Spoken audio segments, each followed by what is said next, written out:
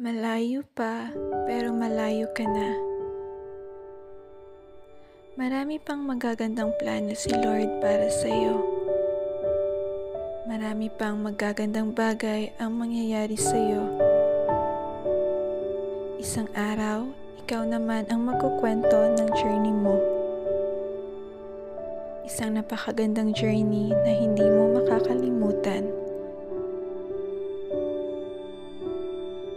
Take time, enjoy life, enjoy the process, and trust God.